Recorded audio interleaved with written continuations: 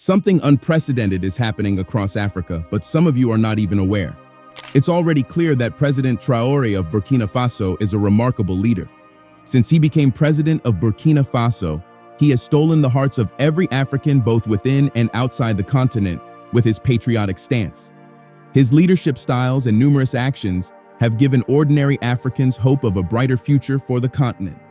This is why a petition has recently been signed by a group of Africans to make Traoré the President of Africa. Since it was launched, the petition has been gaining momentum with more people jumping on board. But is it truly possible for Traoré to be the President of Africa? Let's find out. The first time a petition was launched in support of President Traoré was in October last year. It was in support of Traoré's vision for Burkina Faso and his vison for a united and decolonized Africa. The petition reads, "We, the undersigned, represent a global community of Africans and the African diaspora, all deeply committed to the realization of a decolonized, united, and self-sufficient Africa. At this crucial moment in our shared history, we are inspired by the leadership of President Ibrahim Traore of Burkina Faso, whose bold vision and unwavering dedication have reignited hope for the future of not only Burkina Faso, but the entire African continent and its people across the globe. For centuries, Africa and its diaspora have been subjected to the harmful legacies of colonization, exploitation, and imperialism. These external forces have not only fractured our lands and resources, but have also disrupted the cultural, political, and economic autonomy of African nations. Even after formal independence, the grip of neo-colonial powers and global imperialist systems continues to influence the political and economic realities of many African countries, with rippling effects on Africans living abroad. In this ongoing struggle, Burkina Faso has emerged as a beacon of hope under the leadership of President Ibrahim Traore. His efforts to challenge the remnants of imperialism, advocate for the sovereignty of Burkina Faso, and foster unity across the African continent represent a bold step toward dismantling these oppressive systems. His work aligns with the broader Pan-African vision of leaders like Thomas Sankara, Kwame Nkrumah, and Patrice Lumumba, who all fought for a united Africa free from foreign interference and a global African community strengthened by solidarity. We stand with President Traore because we recognize that his fight is our fight. The battle for freedom from neo-colonial influence in Burkina Faso is emblematic of the broader African and diaspora struggle for true liberation and self-determination. His leadership has set a powerful example of courage and resistance, not just for the people of Burkina Faso, but for Africans and people of African descent around the world. We, the undersigned, wish to express our deepest solidarity with President Ibrahim Traore. We pledge our unwavering support for his efforts to build a Burkina Faso, and by extension, an Africa that is free from neo-colonial control, economically independent, and united in purpose. In signing this petition, we call upon all Africans, people of African descent, and allies of African liberation across the world to support the leadership of Ibrahim Traore, resist neo-colonialism and imperialism, and build Pan-African solidarity and diaspora unity. Before we proceed, here is a reminder to like this video, drop a comment, and subscribe to our channel so that you can get more videos like this. This is remarkable, but right now the petition has moved from just supporting President Traore in Burkina Faso to supporting making him the President of Africa. The petition description reads, "The existing divided leadership in Africa has led to disparities in growth, development, and inequality across the continent. This petition aims to dissolve the colonial borders and bring together the diverse nations of Africa under a collective leadership for a more united, robust Africa. We propose Ibrahim Traore, the current president of Burkina Faso, to be the united president of Africa. With a solid track record, his leadership will ensure equitable development, a single currency, and a unified national flag representing all African nations." Out of 1,731 people that signed the proceedings petition, about 1,400 support a borderless Africa led by one leader. Now is the time to heighten our efforts, unity, and strength. And together we can build a stronger Africa. Did you hear that? Africans are now pushing for the notion of one Africa, one government, and one currency. The idea of one Africa is not new.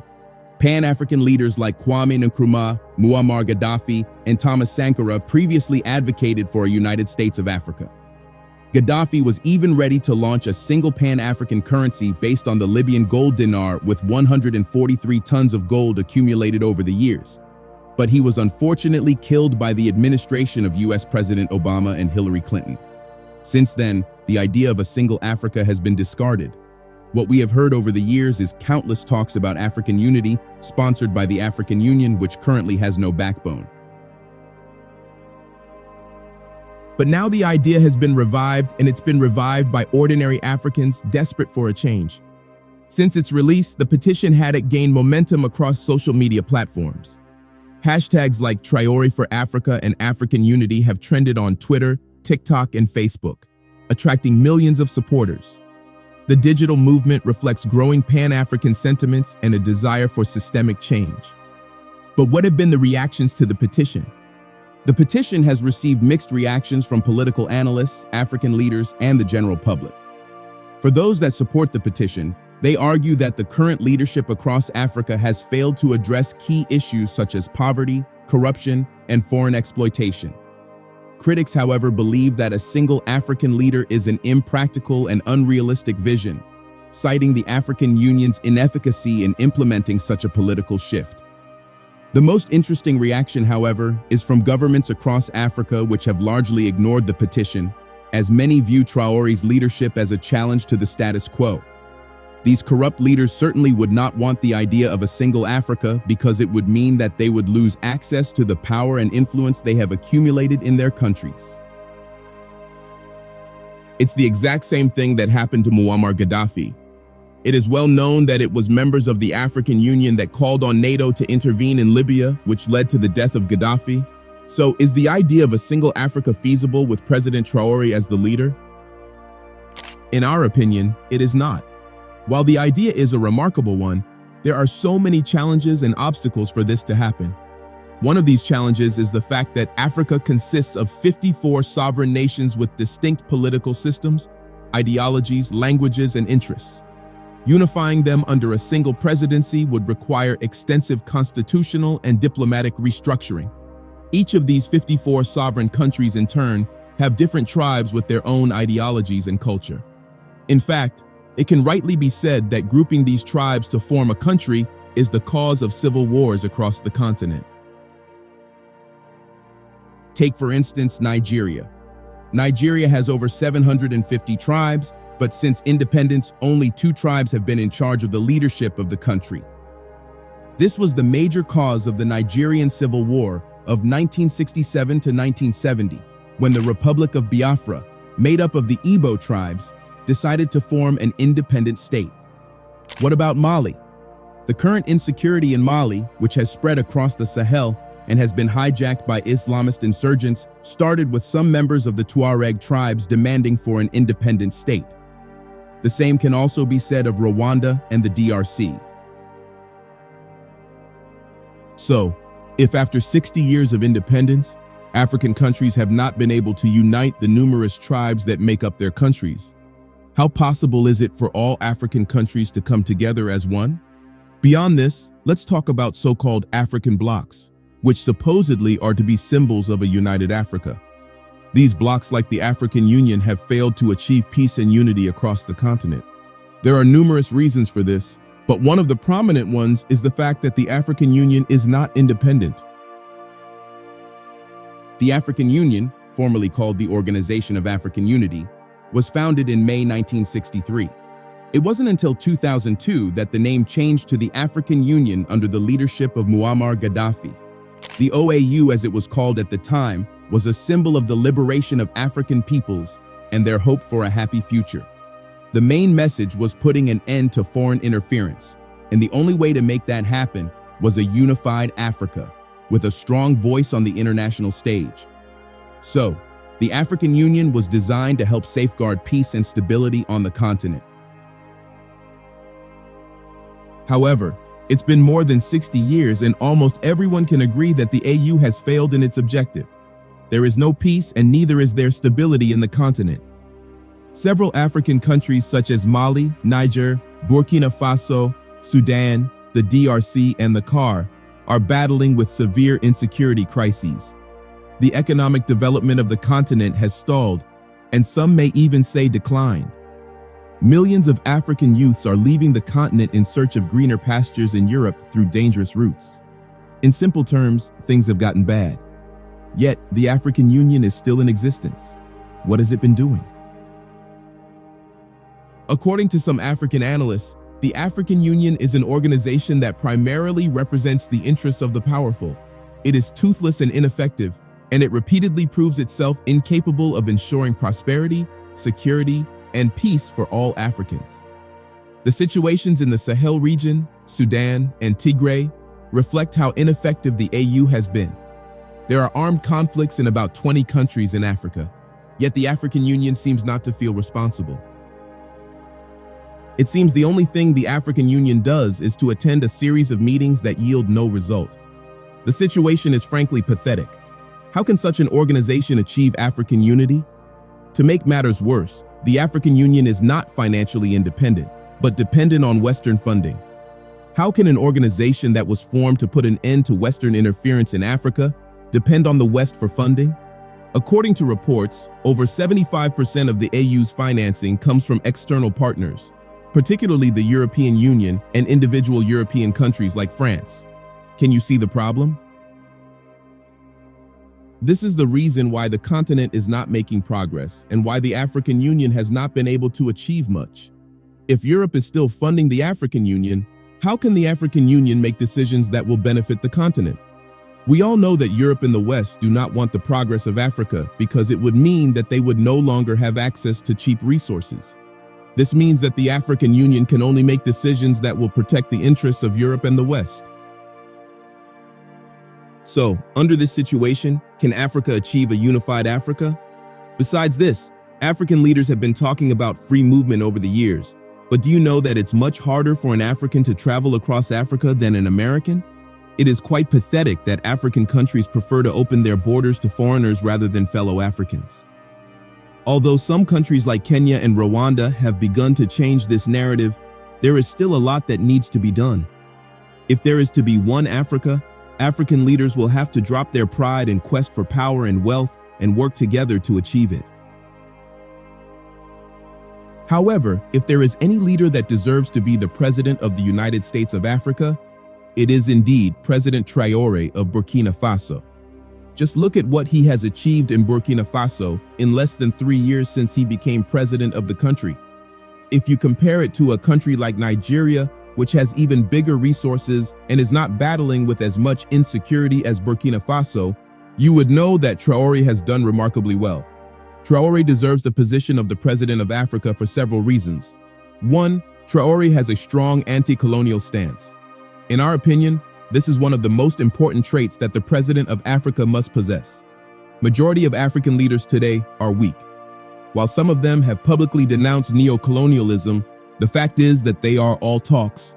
They have not done anything to change the situation. But President Traore has proven that he is not all talk. He is a man that says and does what he says. Right from the start, Traore denounced Western imperialism and neocolonialism.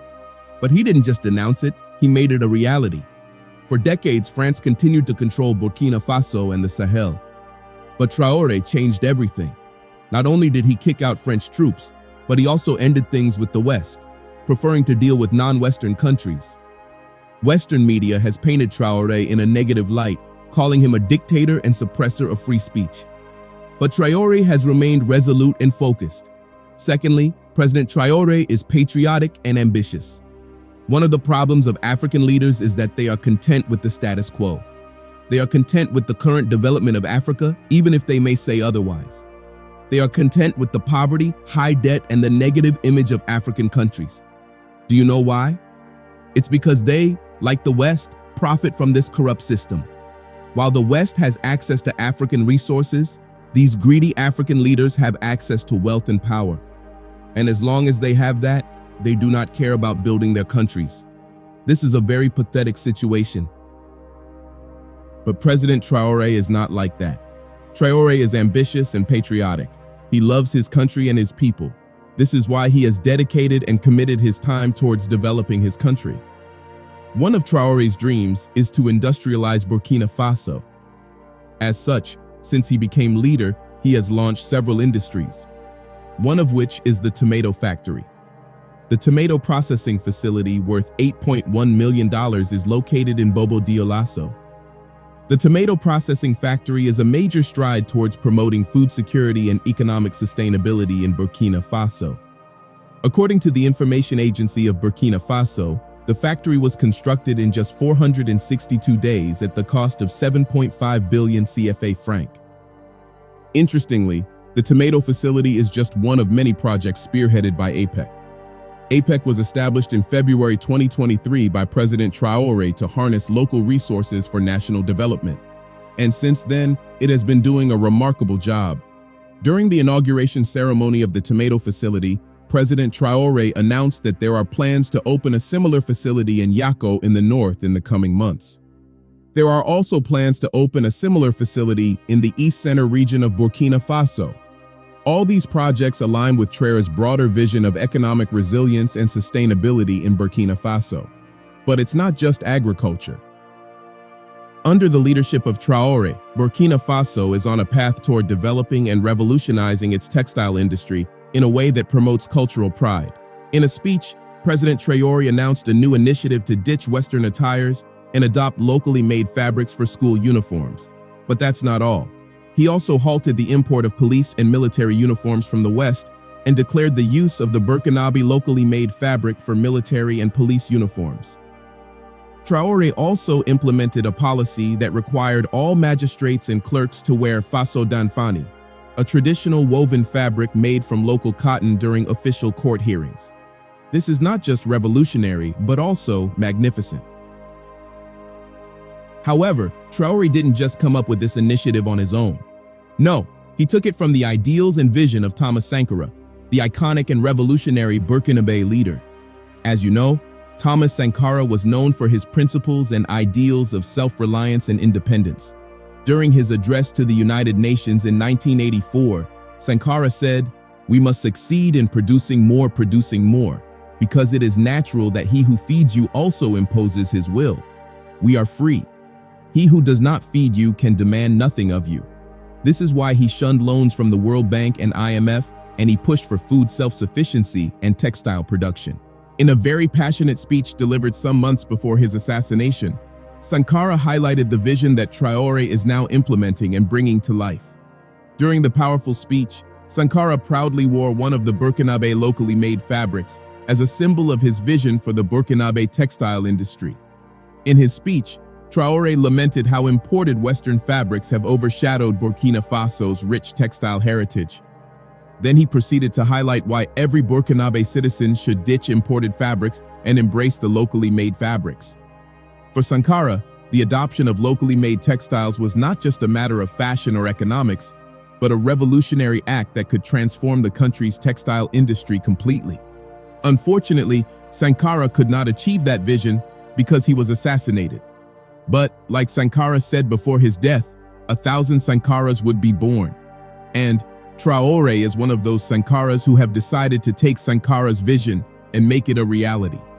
Traoré's decision to mandate the use of traditional, locally produced fabrics for school uniforms and military and police uniforms is a significant milestone and a concrete step toward achieving Sankara's dream.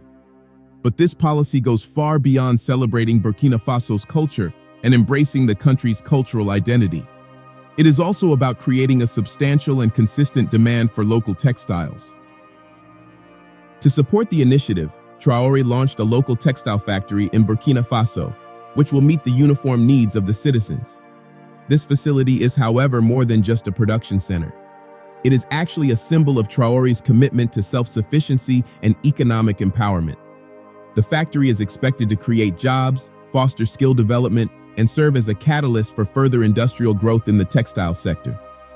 These factories and many others have Traoré established in such a short space of time. Imagine if all this was happening in all African countries. There is no doubt that the continent would grow and develop at a faster rate. What are your thoughts? Let us know in the comments section below. Don't forget to like this video, Drop a comment and share this video.